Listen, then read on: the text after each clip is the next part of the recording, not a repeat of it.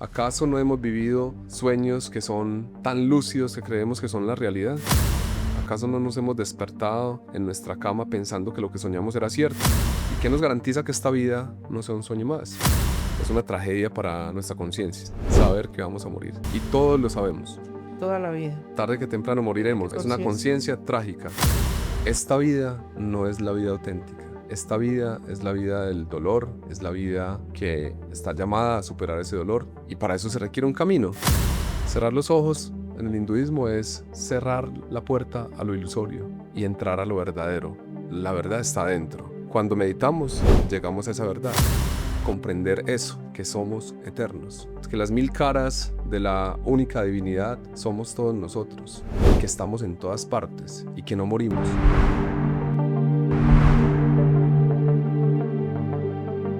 Fernando, bienvenido. Muchas gracias. Qué alegría me da que estés acá. Bienvenido. Igualmente. De verdad. El hinduismo no es solo una religión, es prácticamente un laboratorio de filosofía existencial, mental y metafísica. ¿Eso es cierto o no? ¿Lo consideras así? Sí. De hecho, el hinduismo es una configuración muy compleja de creencias, prácticas, usted lo decía, filosofías, al punto de que se podría decir que más que una religión es una forma de vida.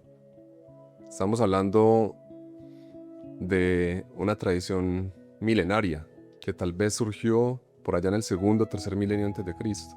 Estamos hablando de mucho tiempo, de práctica, y que aún sigue viva, al punto de que tal vez sea la religión o forma de vida que aún se practica más antigua del mundo, lo cual la convierte en un referente muy importante para el análisis y el estudio, razón por la que la traigo a colación aquí.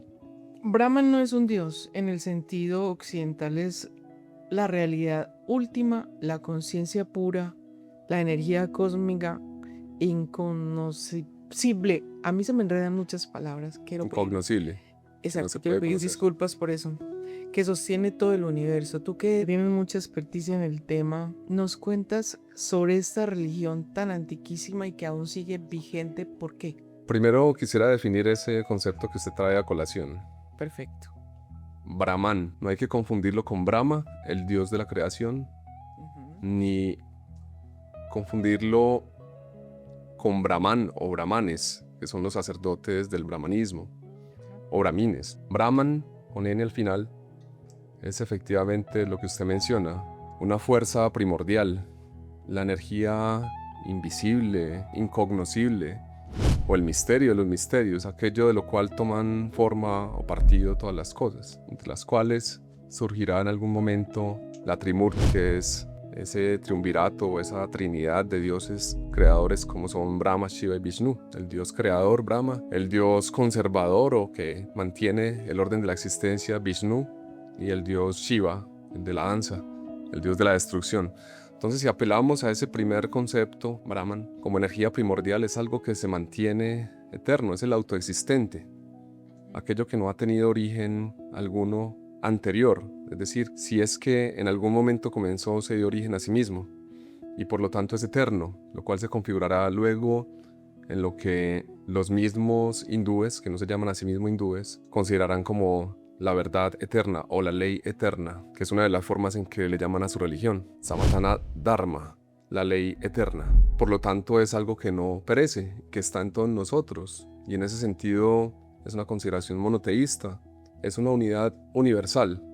Luego le llamarán el Advaita Vedanta, la única fuente, el único misterio, todo lo que existe y que no tiene lugar a la inexistencia o a la nada o a la negación, es el principio supremo, si lo quieren, el único Dios, es la verdad eterna. La verdad eterna. Así es, se podría traducir así o se podría considerar así, aquello que configura la existencia entera.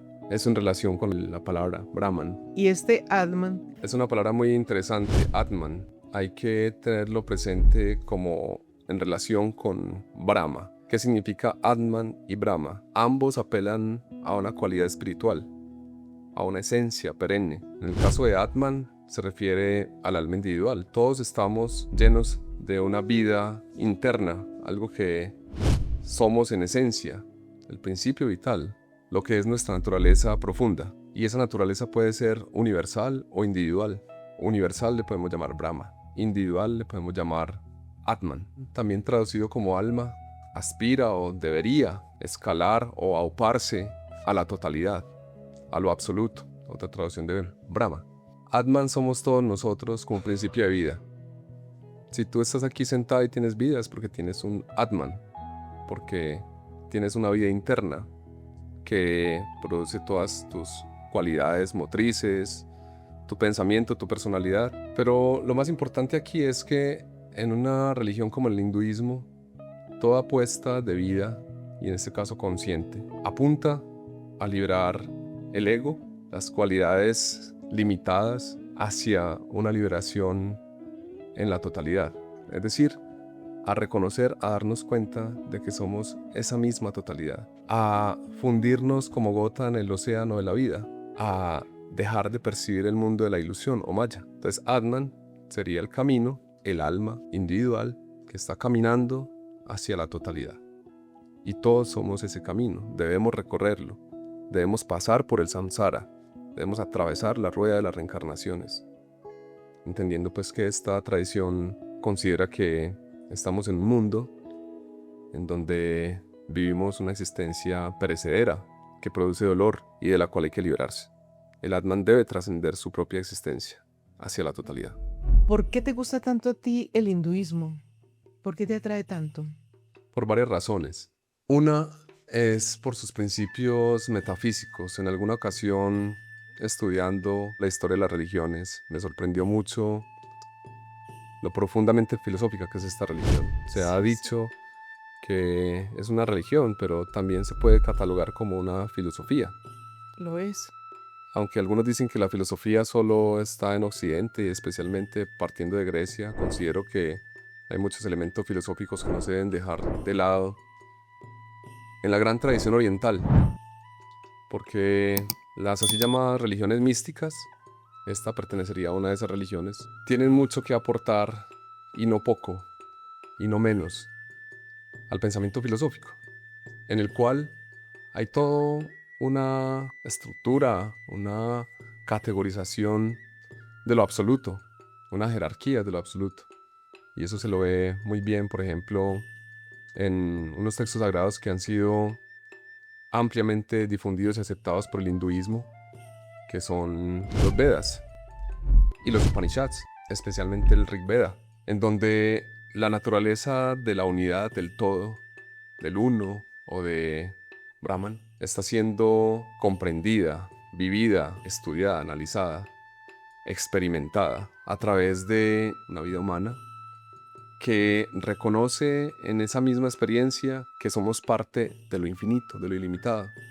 Hay muchas historias para ilustrar esto. Por ejemplo, las historias de el así llamado filósofo Shankara, o las mismas historias que aparecen en el Rig Veda y en el Mahabharata, o nada menos que el diálogo tremendamente profundo y además sintético entre Krishna y Arjuna en el Bhagavad Gita. Historias que nos hablan de una existencia eterna, por difícil que sea y saturado para la mente limitada, que sea comprender eso, que somos eternos, que las mil caras de la única divinidad somos todos nosotros, y que estamos en todas partes, y que no morimos. ¿Cómo comprender eso? Nosotros, los que perecemos, nosotros los que tenemos una vida precaria, miserable, imperfecta, que a diario vemos morir y padecer a las personas. Nosotros los que vivimos esta experiencia mundana, mediocre, difícil, dolorosa, inconsciente, oscura, nebulosa. ¿Cómo comprender eso? Que en el fondo somos eso, y que somos eternos, y que la muerte no existe. ¿Cómo comprender eso? ¿Cuál es el camino para comprenderlo de manera clara? Hay un camino, pero para terminar de redondear el punto, una de las razones principales por las que me ha atraído el hinduismo es su profundidad filosófica y metafísica, que no se queda solo allá, en lo invisible, sino que aterriza a la vida cotidiana, al día a día, a la experiencia de tomarse un vaso de agua, de vivir, de abrir los ojos, de sentir las manos, de estar vivo, de saberse vivo, de sentir, de percibir. Es una de las razones que más me interesaba. La segunda es que, por supuesto, como dije ahora, siendo una de las grandes religiones del mundo, estima la segunda o tercera religión del mundo, con miles de adeptos. Hoy día estamos hablando de quizá más de 1.200 millones de adeptos en el mundo. ¿De Habiendo, verdad? claro, especialmente en la India, pero también en otros países como Nepal, Islas Mauricio y otras. Incluso aquí en Norteamérica y en América hay practicantes del hinduismo.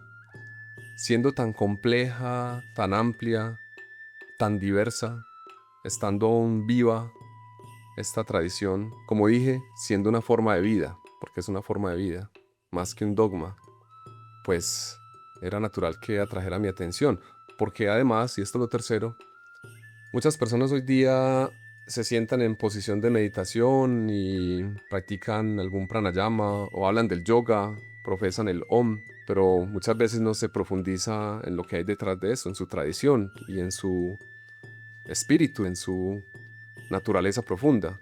Entonces también es algo que me atrae porque estamos al otro lado del mundo donde nació esta religión o esta tradición. Y aquí han llegado ecos de semejante tradición. ¿Quién no ha oído hablar de Gandhi?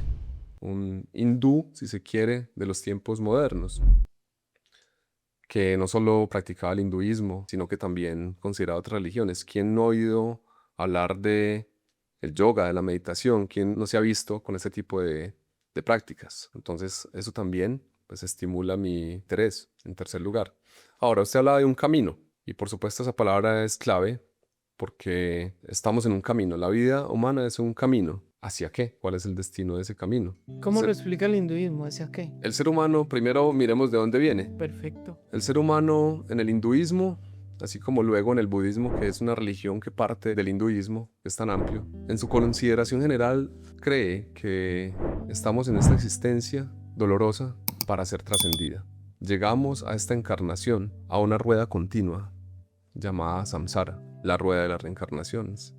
Esta vida no es la vida auténtica, esta vida es la vida del dolor, es la vida que está llamada a superar ese dolor, y para eso se requiere un camino, y ese camino es, por supuesto, el camino del Dharma. ¿Qué se entiende por Dharma? Dharma se puede traducir como deber, incluso deber moral, pero también se puede traducir como orden cósmico o ley cósmica. Es de lo que está hecho todo, para que tenga orden, para que haya cosmos. El camino del hinduismo es como unir del cero al cosmos, porque nacemos en el fondo del barril de la conciencia, y el llamado, el camino, el destino de ese camino es a fundirnos con la totalidad del cosmos. ¿Cómo? Hay un camino dármico. Pero hay otra palabra clave que está muy en boga en nuestra cultura, y es la palabra karma. Karma no necesariamente es algo negativo. Karma es la acción y las consecuencias de esa acción, que pueden ser positivas o negativas, dependiendo de nuestros actos. El universo nos devuelve aquello que ejecutamos, que realizamos, y todos estamos compelidos a ejecutar, a realizar. En el Bhagavad Gita se dice muy claro, no somos seres inactivos, estamos necesariamente abocados a la acción. Incluso el que está en la cama echado pretendiendo no hacer, tiene que hacer, tiene que ejecutar. Incluso su no acto es un acto. Todos en la sinfonía de la vida tenemos que actuar, tenemos que tocar nuestro instrumento, que somos todos nosotros. Ahora, ¿cómo es tu acto? Tus actos tienen unas consecuencias. Total. En esta vida o en otras, También. ¿no? Y hay karmas inmediatos, hay karmas lejanos, hay karmas remotos. Podemos pagar, suena un poco fuerte, como a juicio, como a condena, pero podemos recibir más bien las consecuencias de esos actos inmediatamente, como pegarle a un muro y recibir el golpe. Pero también podemos recibir esas consecuencias en nuestra vejez, de algo que hicimos en el pasado de nuestra juventud, o en otras vidas, quizá. Pero karma no es una condena, por eso está el Dharma, que también habla de una metáfora, una imagen, que es la rueda. De hecho, la rueda hace parte de la bandera de la India hoy día. El símbolo principal del hinduismo es el Om, esa sílaba en sánscrito que todos conocemos como la vibración de todas las cosas. Pero otra muy importante es la rueda, que está así en el budismo. la rueda del Dharma o la rueda de la ley. ¿A qué nos invita la vida en ese camino hacia ese destino? Según el hinduismo, a una vida dármica, es decir, a una vida según unas reglas que yo por libre albedrío debo cumplir. Debo, no tengo. Cumpliéndolas encuentro la liberación, que los hindúes van a llamar moksha. Moksha es la liberación. ¿Liberación de qué? De esta rueda de reencarnaciones. ¿Liberación de qué? De un camino doloroso, del sufrimiento mismo. Liberación de la carne, de todos nuestros karmas negativos, de una conciencia atrapada, un ego atrapado en la materia, prakriti, materia.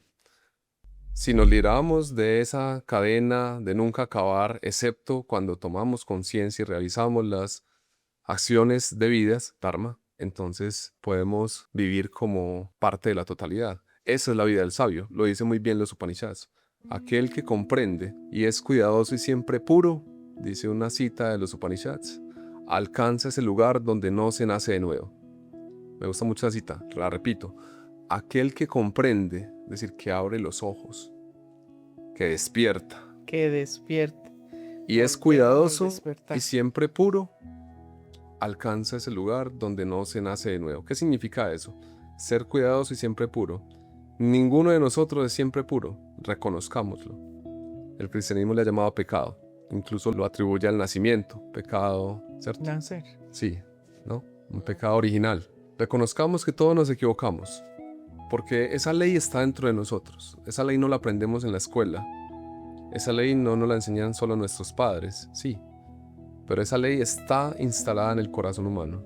Implícita. En el Atman, si lo quieres. Está implícita. Está implícita. Uno sabe cuando hace el bien y uno sabe cuando no. Un ser humano, ¿no? Pues todos nos equivocamos.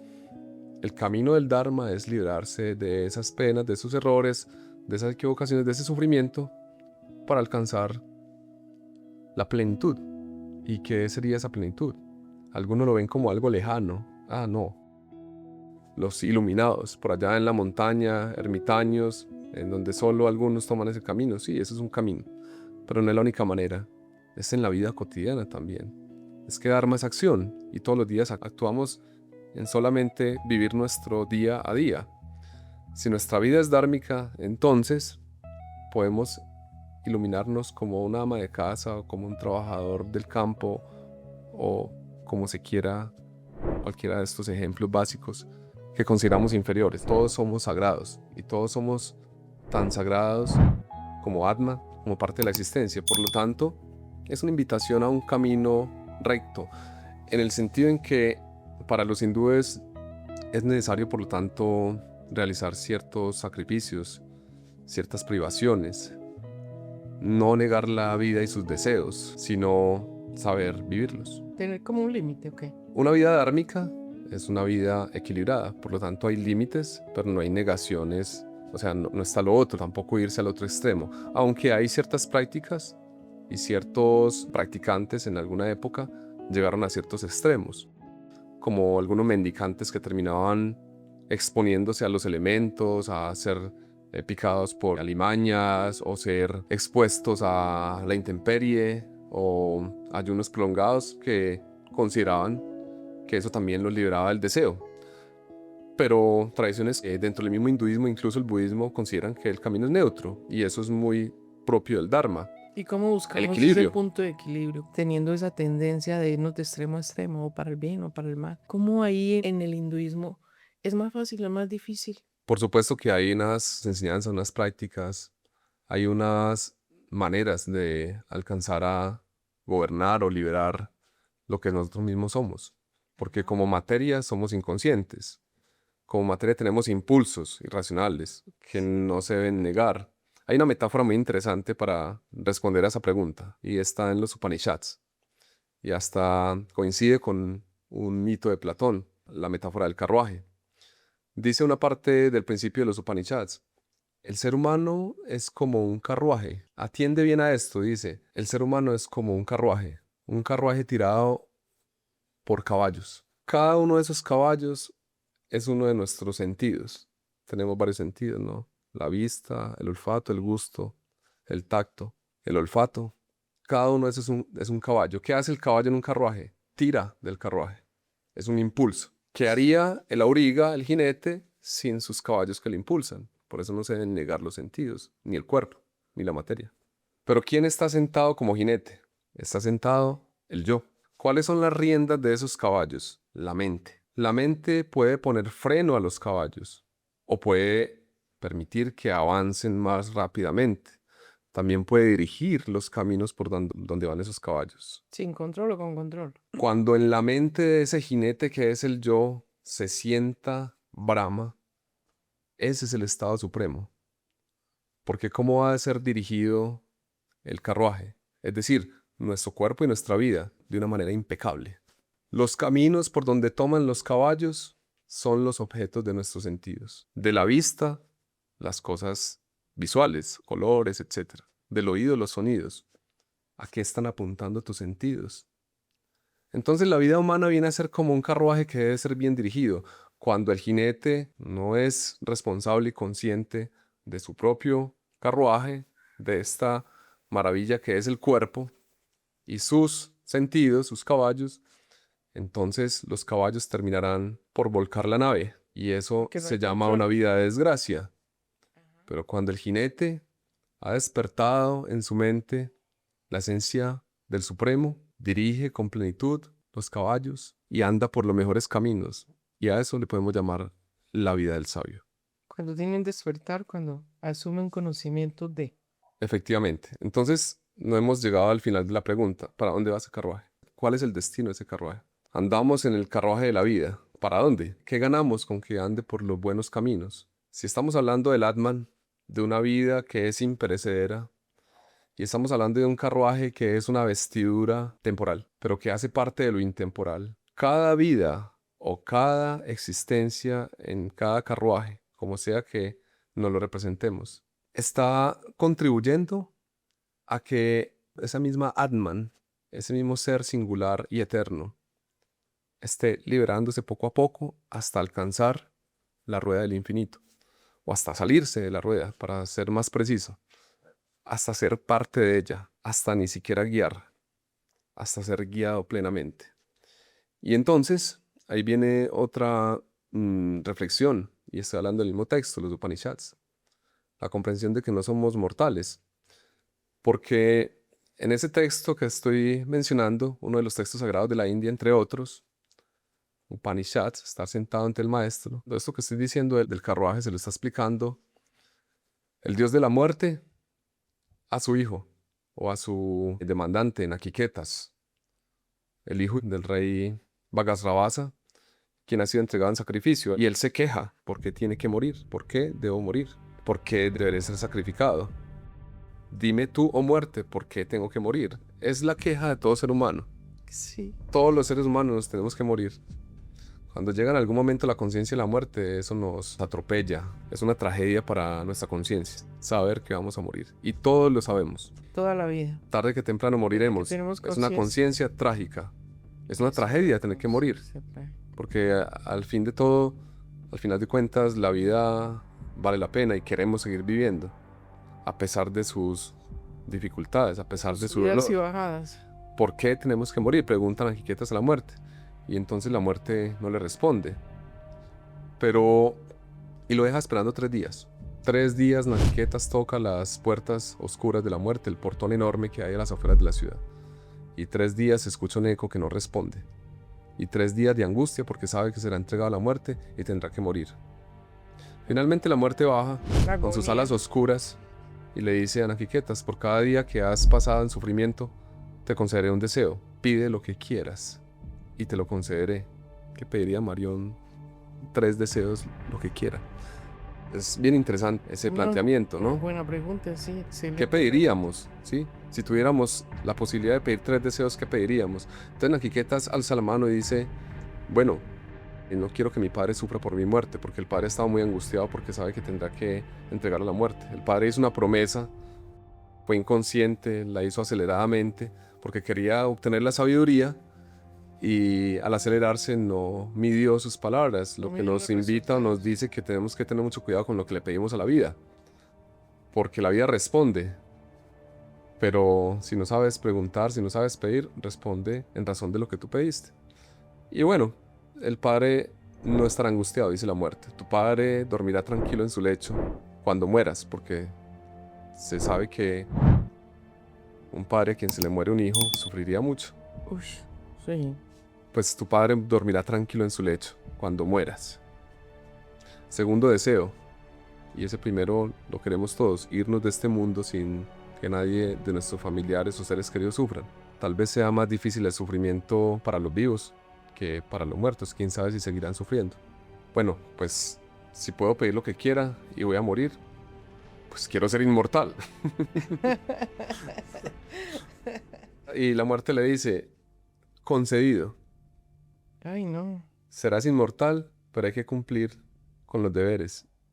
Y tú fuiste entregado a la muerte. Serás inmortal cuando mueras. Parece ser el destino de nosotros, pero no hay que buscar la inmortalidad cuando moramos. Sí. Hay que cultivarla y despertarla aquí. Aquí no tiene No sentido. hay que esperar la felicidad ya en el lecho de muerte y esperar que nos liberamos. Quizás sí, pero quizá no. Quizá volvamos a otra vida donde seguimos sufriendo. Pero ¿Qué lo ideal garantiza? sería que no. Lo ideal sería que no. ¿Qué le garantiza al que muere, o peor al suicida, que se va a liberar? Bueno, Naquiquetas ya ha logrado la inmortalidad y ya no puede hacer más. Le queda un deseo. ¿Qué pediría? Ya tiene asegurada la inmortalidad Ya y tiene ya su dos. padre está tranquilo. ¿Y cuál es el otro? Pues el tercer deseo que quieren Naquiquetas es conocer qué hay al otro lado de la conciencia antes de morir. Quiero saber qué ocurre cuando morimos. Entonces la muerte se sonroja, cojea y gaguea y dice, pide otra cosa. Incluso a los dioses les está prohibido conocer los secretos de la muerte. Y Naquiquetas se queda repitiendo, incluso a los dioses les está prohibido conocer los secretos de la muerte. Definitivamente lo mejor que pueda pedir. Y entonces la muerte le empieza a tentar. Pide riquezas, pide mujeres, vino, reinos prósperos, pide caballos, pide ganar todas las guerras, pide ser el hombre más reconocido, pide los mejores cultivos, los mejores campos, pide lo que quieras. Y Naquiquetas no es un tonto, eso dura hasta mañana y hasta pasado mañana. Naquiquetas no quiere otra cosa que las llaves de la vida y de la muerte. Así que respóndeme. Entonces la muerte se ve obligada a responder. ¿Y por qué estoy contando todo esto? Porque una de las respuestas es esa. En el canto que alza la muerte es la revelación de lo sagrado que traen los Vedas a los hindúes, uno de los textos más antiguos de la humanidad, los Vedas, que según algunas opiniones ya más de tipo esotéricas, fueron revelados por los dioses mismos, donde el maestro estuvo sentado ante la divinidad misma y fueron revelados para los hombres. Consideran que son revelaciones, que no son los hombres quienes las dictan, sino los dioses a través de sus maestros, y por eso les creen sin dudar a esos textos. Y entonces, en ese canto, que es un canto de sabiduría, se está entrenando, por decirlo así, se está mostrando, y estoy hablando de esto por el camino del hombre en esta existencia, reconociendo el principio sin principio y el fin sin final, porque somos infinitamente más pequeño que lo pequeño e infinitamente más grande que lo grande. Y es el camino del sabio. Tan difícil como pasar el filo agudo de una navaja es el camino del sabio. Y el sabio lo logra. ¿Cómo? Pues para eso tendrás que conocer qué es la vida y qué es la muerte. Entonces la muerte, para revelarle qué es la vida, qué es la muerte misma, que hay más allá de esta existencia, le dice, pues primero, para poder saber qué es la muerte tienes que conocer a profundidad la vida. Y le habla de sus pasiones y de sus deseos y de la irracionalidad de la materia, pero también le habla de su alma inmortal. Y entonces ahí es donde le revela este gran secreto. Uno, porque siguen muchos más. El ser humano es, como decía Homero, una hoja que lleva el viento. Estamos en un pedacito de existencia de lo eterno. Estamos caminando esta simple existencia, pero cada vida humana, y eso lo dice muy claramente el hinduismo, es una tremenda oportunidad para despertar y trascender. Aprovéchala. Abre los ojos. Para eso requieres un camino, un maestro normalmente. Dándonos cuenta de qué somos, reconociendo nuestras propias oscuridades. Ahora se habló de las oscuridades, hay que reconocerlas. No hay que negarlas. Reconociendo lo que somos, dándonos cuenta y confrontando el miedo, la muerte, el dolor, no negándolo, atravesándolo, experimentándolo. El cuerpo es el lugar de la experiencia. Es que nos damos cuenta de que eso es, en el fondo, una ilusión, maya. Entonces el sabio, el que está caminando hacia la sabiduría, se va a dar cuenta poco a poco de que esta vida que vivimos tan real es una especie de sueño.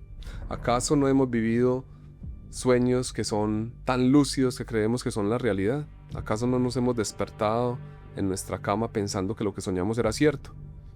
¿Y qué nos garantiza que esta vida no sea un sueño más? Podemos estar soñando el sueño de la vida. Podemos ser una especie de avatar. Podemos estar viviendo una vida soñada, una vida ilusoria, pero muy real. Porque a pesar de que los sueños sean sueños, es real que lo soñamos. Y a pesar de que imaginemos algo que supuestamente no existe, es real que lo imaginamos. Y nos impacta y nos afecta. Y usted va al cine y ve una película y sabe que es una película, pero puede llorar viendo que el protagonista murió y vivió una experiencia dentro, ¿o no? Así que lo ilusorio también es real, de alguna manera. Siempre. Por lo tanto, estamos en la ilusión real de esta vida y hay que vivirla como una realidad.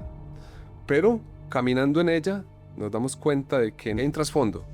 Y ese trasfondo es la verdad, a la cual no tenemos acceso solo a través de los sentidos, a la cual tenemos acceso a través del trabajo interior. Hay una experiencia muy interesante en los mismos Upanishads. Un maestro se posa ante su discípulo y le dice: contéstame a esta pregunta. Si no aciertas, tu cabeza caerá rodando por el suelo. Vamos a ver si Marion la contesta. Miremos. De pronto esto esté de buenas. ¿Qué es aquello que es infinitamente más pequeño que lo pequeño? ¿Qué es aquello que no es ni lo uno ni lo otro, ni la arriba ni la abajo, ni la izquierda ni la derecha? ¿Qué es? No sé. ¿Qué es? Pues la cabeza cayó rodando por el suelo. Hay quienes responden el que... ser, hay quienes responden Dios, Brahma, hay quienes responden muchas cosas. Y a cada uno le cae la cabeza rodando por el suelo. Lo mismo pasó con el discípulo. Su cabeza cae rodando por el suelo. Esa pregunta no tiene respuesta, porque si bien le nombramos Brahman o energía universal, eso es apenas un nombre. La divinidad no tiene nombres, como lo vimos en otro programa hablando del Tao. Sin nombre es el padre de todas las cosas. Con nombre es la fuente de los 10.000 seres. Nombramos porque tenemos que nombrar. Tenemos que darle orden a este mundo, pero este mundo tiene un trasfondo que es informe. La fuente de este mundo es un misterio, y si es misterio, significa que no lo comprendemos. Pero nosotros somos ese mismo misterio, y la vida es un misterio. En el fondo no sabemos de dónde viene la vida y qué es todo esto. La cabeza cae rodando por el suelo, pero después el discípulo, que no ha muerto, se da cuenta de que eso era una ilusión. De que su cabeza rodando era una ilusión, de que él no ha muerto. Pero tuvo que vivir el discípulo la experiencia de confrontarse con la muerte y sudar y atemorizarse y esforzarse por responder para que pudiera aprender. ¿Será que estamos en el sueño de la vida donde estamos aprendiendo qué cosas, para qué? Pues al menos los hindúes consideran que esta vida, que hace parte de la ilusión del gran Maya, tras el cual está la verdad, debe vivirse plenamente, pero debemos empezar a liberarnos de ella. Y por eso en la vida de un hindú hay etapas, hay ciclos. Los jóvenes deben estar custodiados por un maestro, normalmente mayor, anciano, para que se cultive bien las cualidades de su dharma. En una etapa madura, ese adulto ya debe vivir las responsabilidades vitales y materiales de un adulto. Casarse, tener hijos, responder por una familia, cuidarla, custodiarla, etcétera, etcétera. Todo lo que consideramos vida común y corriente. Pero en cierto momento, es muy común en los hindúes que a cierta edad los mayores se retiren. Algunos se van para las orillas del río Ganges, otros se van para la montaña, otros simplemente se quedan en un templo, pero dejan sus labores materiales, porque ya se deben dedicar en sus últimos años a la liberación. Y la familia celebra cuando ocurre esto. O sea, pasan de enseñar y de dar unas bases. Hay 3 etapas entonces: la juventud, la adultez y la vejez. La vejez de dedicarse exclusivamente a la liberación, porque ya la vejez es una antesala de la muerte. Tiene mucho sentido. Y si vamos a morir, pues debemos lograrlo antes de morir. Entonces, la mayoría de los esfuerzos que hace el hinduismo o un hindú, no solo al final de su vida, también algunos desde el principio de su vida, es por liberarse de esta rueda de las reencarnaciones. No porque la vida sea mala, sino porque hay algo que implica mi propia libertad. Un hindú, como otras subreligiones del hinduismo, el jainismo, el budismo también coincide en esto, el sijismo, el shintoísmo y otras, propende por no volver a encarnar. Ven como un mal volver a hacerlo. Que es como si no aprendiera lo que tenía que haber aprendido. Sí, porque la vida humana es una gran oportunidad para lograrlo, para iluminarse. Y eso no solo obedece a los grandes iluminados, eso lo podemos hacer cualquiera de nosotros según el hinduismo. Entonces, ese sería el destino y el camino. En esta vida, ¿hacia qué? No podría decirlo. Pero sería el ideal, el deber ser. Que sí, todos nos orientáramos a esa meta. Porque es un crecimiento, es un camino de crecimiento. Y de ser mejor cada vez. Lo interpreto así. el ser humano es un ser llamado a trascender. No podemos no pensar en lo divino, así seamos ateos o agnósticos, más cuando lo creemos, referido o atribuido a qué origen, a qué cultura, a qué forma. Pero eso son formas. Todos los seres humanos por naturaleza pensamos en algo más allá de la existencia, y esto no es del hinduismo solamente, esto es parte de la humanidad. Desde que el hombre primitivo enterró a sus primeros muertos, lo hizo con la conciencia de la trascendencia, porque si no, no nos hubiésemos tomado todo ese trabajo de hacer enterramientos de la manera en que lo hicimos, con ofrendas, con pagamentos, con alineación según las 4 direcciones. ¿Eso para qué? Cuidado. Si es cuidar que la carne que se pudre no se enferme, basta con echarlo a un hoyo y echarle tierra. Si es resguardar la memoria, pues sirve mucho el ritual, pero lo principal es el cuidado con la trascendencia. Esa persona que murió sigue viviendo, hay que cuidar su enterramiento. Eso está en las culturas primitivas. Pero eso no es solamente de esas primeras culturas que eran ignorantes, como dicen algunos, y que no sabían, que creían en un Dios para compensarla. No, eso hace parte de la naturaleza humana, la trascendencia. Claro, tiene que ser así, porque Y, en todas las culturas está ese otro ahí.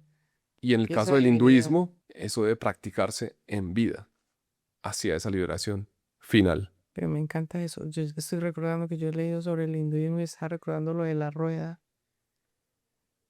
Y no tenía tanta profundidad como la que tú estás enseñando. Y tampoco tenía claridad sobre esa luz que podemos transitar a ella y esas diferentes etapas que me estás enseñando, de que esa persona joven todavía no tiene conciencia de tenga un maestro que lo esté orientando y que le esté enseñando, y que en determinado momento el maestro diga, bueno, me retiro porque ya va por mí. Sí, es que eso que usted refiere específicamente de la enseñanza al joven es muy importante, porque no solo en el hinduismo, en muchas Ujú. culturas, la educación, lo digo también como educador, porque de lo contrario la vida se pierde. Un arbolito al que se le pone un buen cerco para evitar que lo pisen los transeúntes crece salvo y se desarrolla plenamente. La educación forma ese cerco para que nosotros desarrollemos nuestro ser, porque vinimos a completarnos como seres humanos en nuestra totalidad, es decir, cuerpo y espíritu. En el caso del hinduismo también hay muchas historias, especialmente, por ejemplo, las del Mahabharata, que hablan de eso, del por qué la necesidad de educar a los jóvenes en este caso. Y una de las razones principales es la conciencia del karma. Si tú actúas de cualquier manera, está bien, la vida lo permite, pero recibes aquello que haces. Voy a poner una pequeña historia que me gusta mucho. Había un cazador que estaba en el bosque lanzando flechas con su experticia, y un día iba un sacerdote pasando por este bosque y de pronto encontró una paloma herida por una flecha, sufriendo, pero no estaba muerta.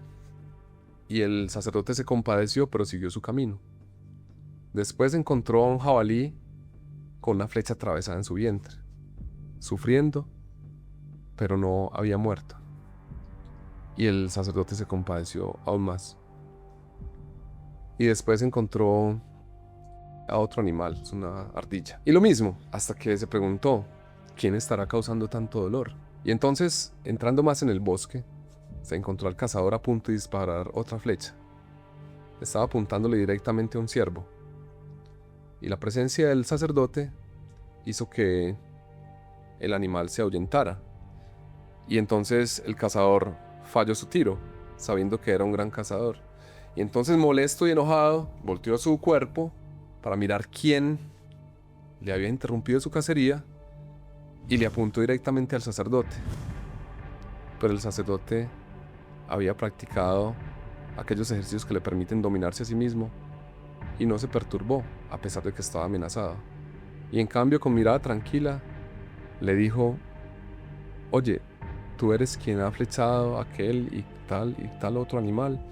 Y este cazador furioso, apuntándole y amenazándolo con dispararle, le dijo: sí, y estoy muy furioso porque acabas de hacerme perder una presa.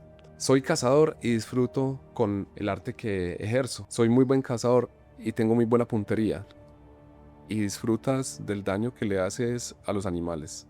Sí, dijo sinceramente. Es una pena, siento mucha compasión por ti. Y siguió caminando. Y eso dejó pensando al cazador, quien bajó su flecha y dijo: un momento, ¿por qué dices que sientes compasión por mí? Por todo lo que sufrirás. Y estaba a punto de irse el sacerdote cuando el joven lo para y le dice: venga, explíqueme qué me está diciendo. Hay algo que se llama el karma. Cuanto sufrimiento has propiciado a otros seres, tanto sufrimiento recibirás en esta o en otras vidas. Y en ese momento el cazador entró en una crisis, porque empezó a recordar cuántos animales había cazado y cuánto sufrimiento había propiciado y a cuántos dejó malheridos. No conté algo, y es que el sacerdote le dijo, antes de hablar mucho: cuando los fleches, por favor, mátalos completamente y utiliza bien su carne, no desperdicies las vidas. Y entonces él recordó todo esto y eso lo perturbó mucho. Se dio cuenta de todo lo que iba a sufrir. Y entonces hubo un momento de llanto y él se arrodilló y le dijo al sacerdote: ¿será posible que yo pueda subsanar todo esto? Me doy cuenta de que estoy muy condenado. Y el sacerdote le dijo: sí, claro, siempre es posible liberarse. Era un sacerdote liberado, andaba con una simple manta, quizá regalada, quizá de un muerto, eso no importa. ¿Y qué debo hacer? Pues, si quieres, puedo guiarte en ese camino, pero debes de hacer exactamente lo que te diga. Y el cazador se veía muy dispuesto. Claro que sí. Bueno, lo primero es que rompas tu arco y tu flecha. Y el cazador estuvo a punto de hacerlo cuando algo lo frenó. Y dijo: no, no puedo. Además de todo lo que hago, esta es mi forma de vida. ¿Cómo me voy a alimentar? ¿Cómo voy a vender las pieles? ¿De qué voy a vivir? Y el sacerdote le dijo: no te preocupes por eso, yo me encargaré.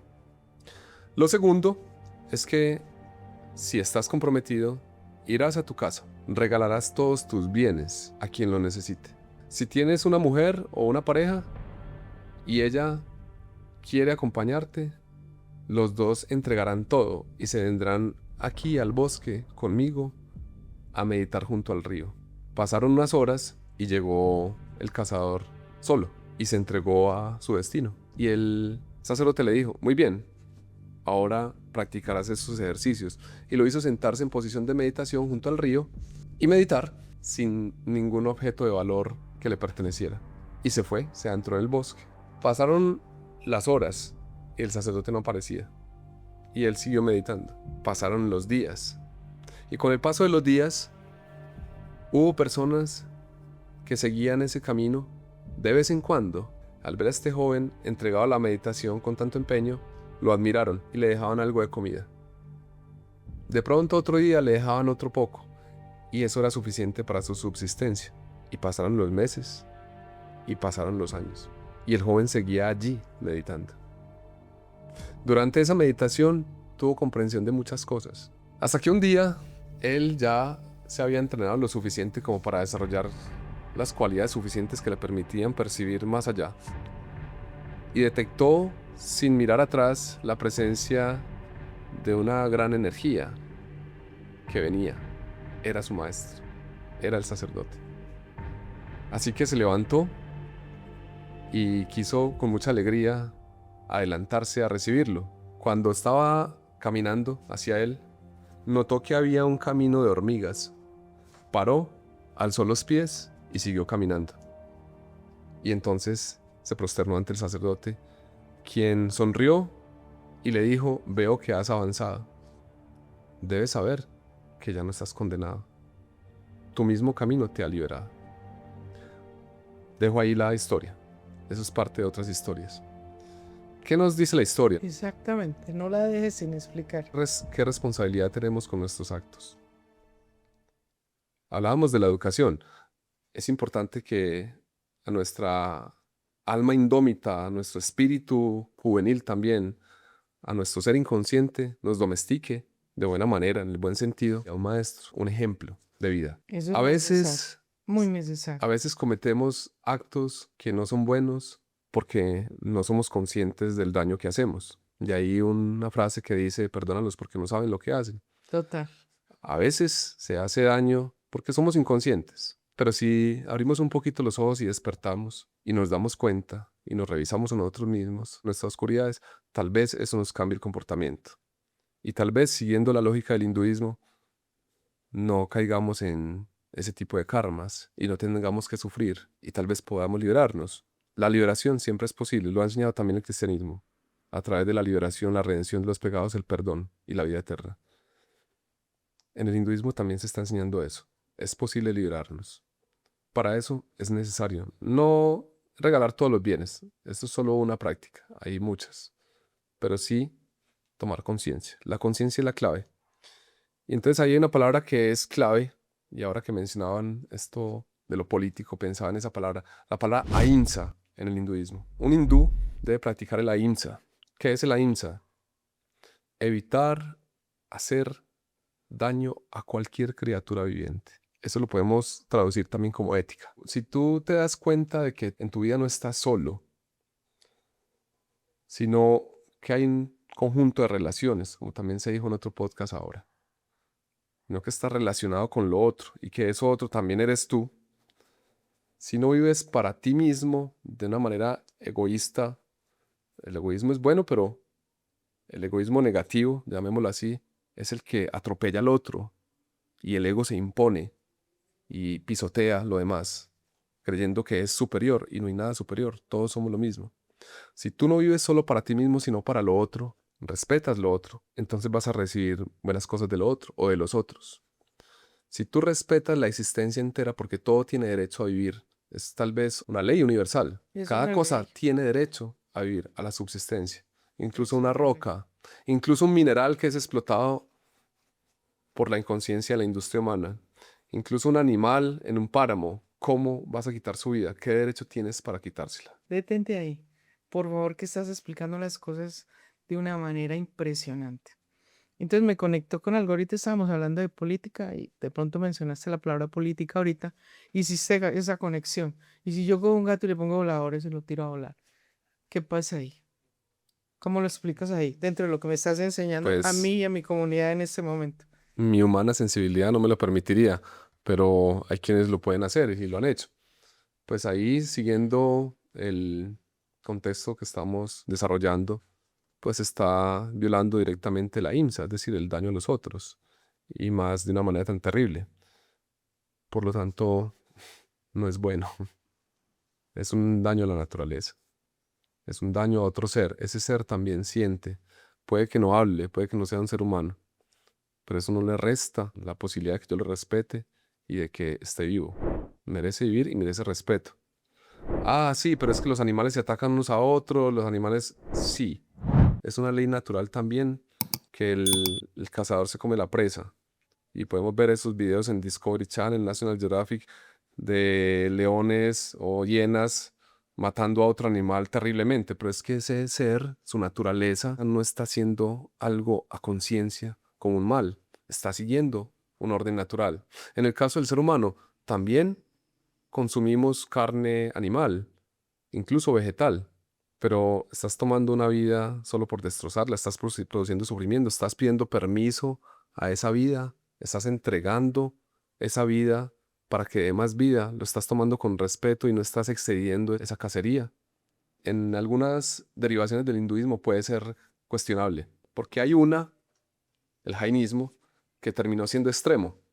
Son veganos extremos. Hay unos ¿Y videos qué por ahí en hacen? donde tú ves algunos con tapabocas para evitar tragarse un mosco y evitar matar cualquier forma de vida, y solo se alimentan de cierto tipo de plantas.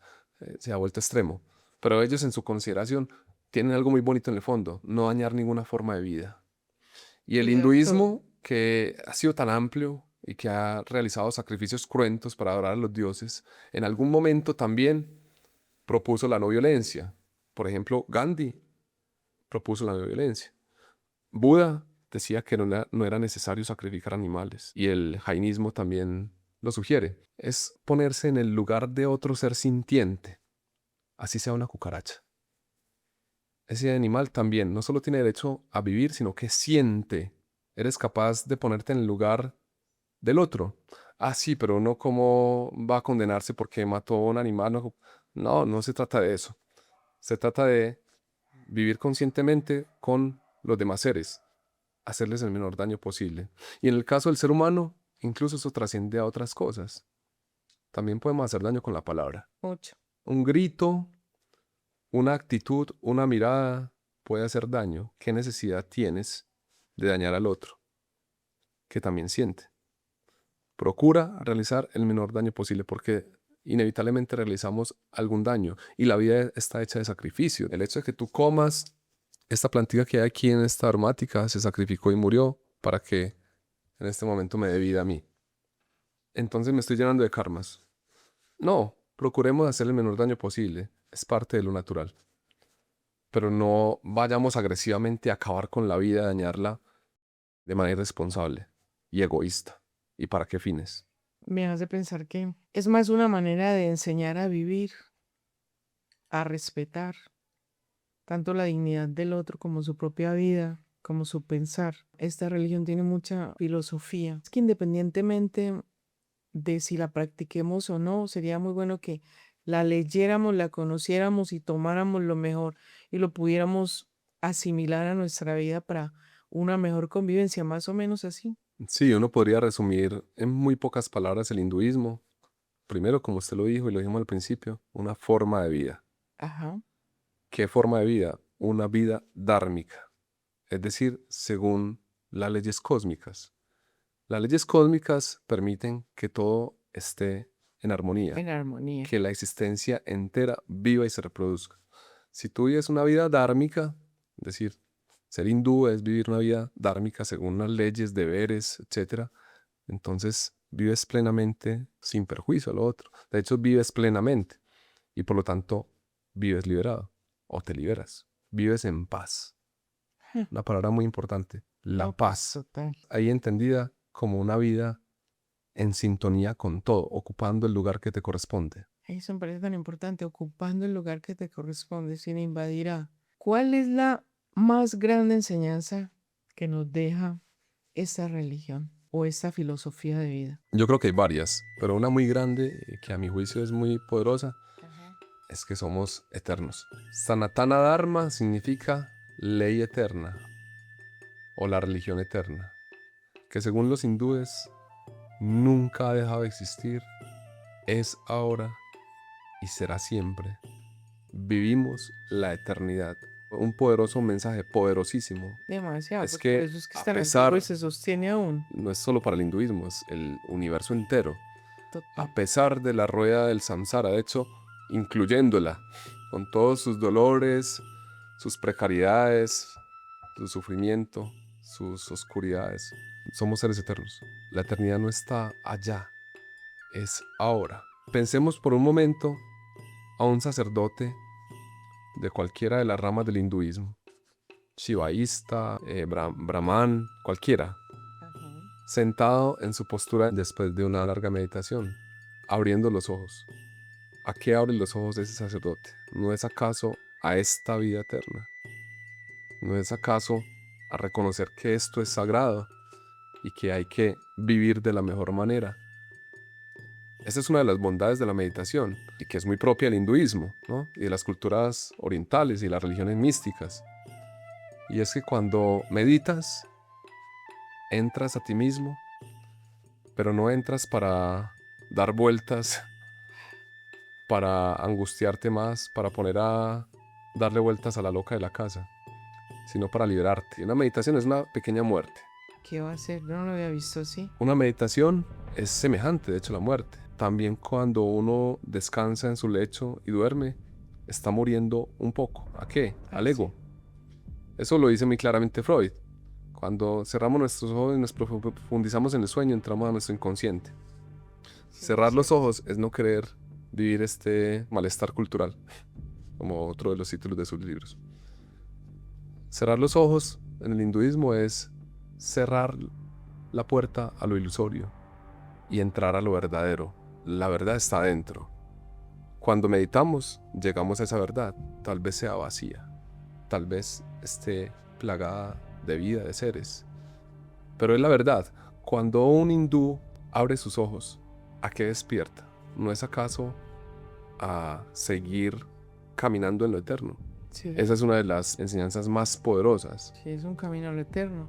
El manejo del cuerpo, el manejo de las emociones, a través de la respiración, pranayamas, ejercicios, los tipos de yoga, las posturas, a través de la meditación, como ya dijimos, a través del conocimiento, el jnana